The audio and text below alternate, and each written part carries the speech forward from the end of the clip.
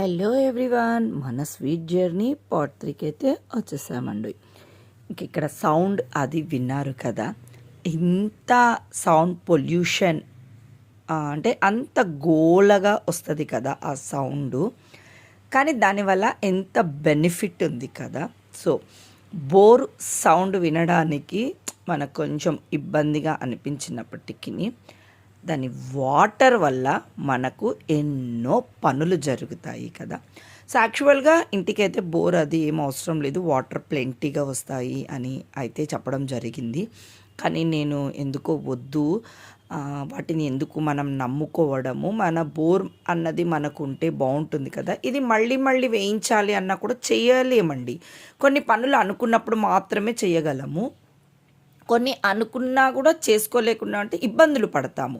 So ఎప్పుడో ఈవినింగో ఆఫ్టర్నూనో మొదలు పెట్టారండి. అర్లీగానే పడింది, కానీ వేస్ట్ వాటర్ అదంతా ఉంటుంది కదా, అంతా పోగొట్టి వాళ్ళంతా నీట్గా చేశాక 8-8:30కి అంతా అయిపోయిన తర్వాత మా హస్బెండ్ని మళ్ళీ ఫోన్ చేసి పిలిపించి టెంకాయ అదైతే కొట్టించారనమాట.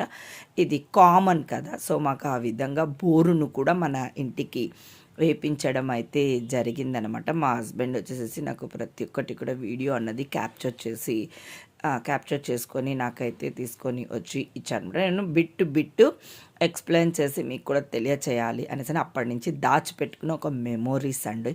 ఈ విధంగా మన ఇంటికి అయితే బోరును వేపించాము. అవసరమా అవసరం లేదా తర్వాత విషయము, అది ఉండాలి బోర్ అని స్టార్ట్ చేశాను. ఇంకా ఆ తర్వాత ఏముందండి, ఇంకా ఇండ్లు చుట్టూ గోడలు లేచాయి, స్లాబ్ అన్నది పడిపోయిందనమాట. సో మీరు ఇలా చూస్తూ ఉండంగానే మన ఇంటికి స్లాబ్ అన్నది కూడా పడిపోయిందని ఇంకా దాని వాటర్ అంతా కూడా చూసుకోవడం అంతా వాళ్ళ డ్యూటీనే. మనం అప్పుడప్పుడు వెళ్ళి చెకింగ్ మాత్రమే చేసుకోవాలన్నమాట. ఇంకా నెక్స్ట్ ఏం వస్తుంది అనేది మన వ్లాగ్లో చూడాలంటే సబ్స్క్రైబ్ చంద్రకృష్ణ శ్రీ వ్లాగ్స్.